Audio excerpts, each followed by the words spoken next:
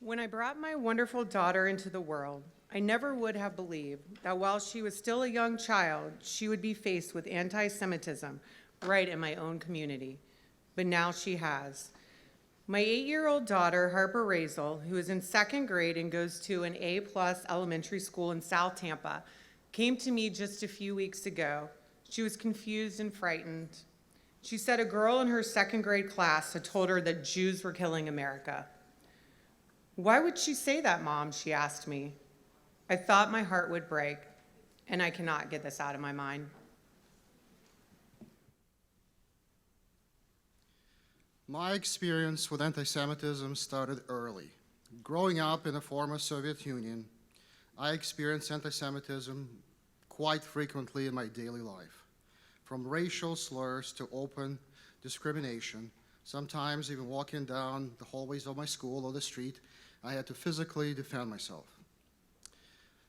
Immigrating to the United States, I felt like a heavy weight was lifted off my shoulders. I was no longer in the shadow of the oppressive anti-Semitism. But today, I recognize that the same dark phenomenon is facing our Jewish communities across America. We must fight it. I want my children, I want our children to not live their lives under ever-present threat of anti-Semitism. Thank you. Earlier this summer, my 8-year-old son, Matthew, was really excited because he got invited to a pool party at a new friend's house. I did not really know this family. They seemed lovely, but I did know that they were not Jewish. We get in the car, we drive to the house. He couldn't get out of the car fast enough, but in true Jewish mom fashion, I made him wait and me spray him head to toe with sunscreen. As he takes off his shirt, glaring at me in the sunlight is his Jewish star necklace. I froze. For the first time ever, I thought to myself, should I have him take that off? But worse, how in the world would I explain that to my 8-year-old son who has so much pride in being Jewish, why I think he should take that off? So I continued to spray, and I didn't take it off, and he went to the party, and there were no comments, at least that I know. But the thought that that even crossed my mind in the United States of America in 2021 was simply terrifying.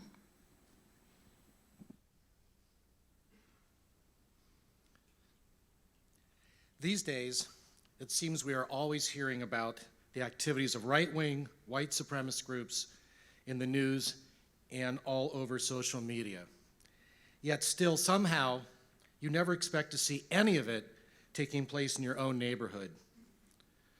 For my family, it happened last summer.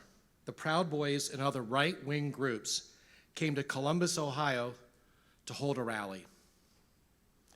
Even more specifically, they came to the suburb where my family and I live in New Albany.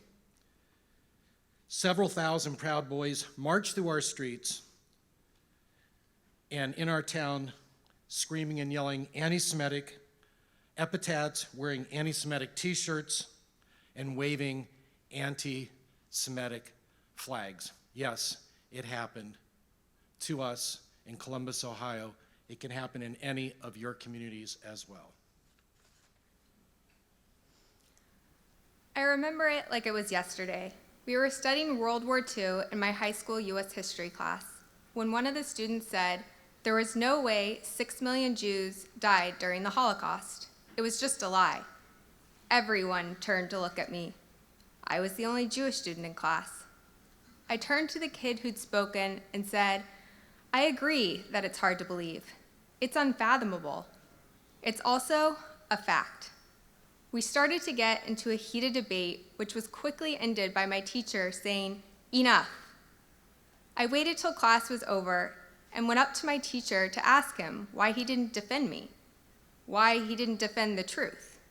He said, "You don't argue with stupidity." I disagreed. The very next day, I brought my classmate a stack of books on the Holocaust, and I told my teacher, "You don't argue, but you do educate."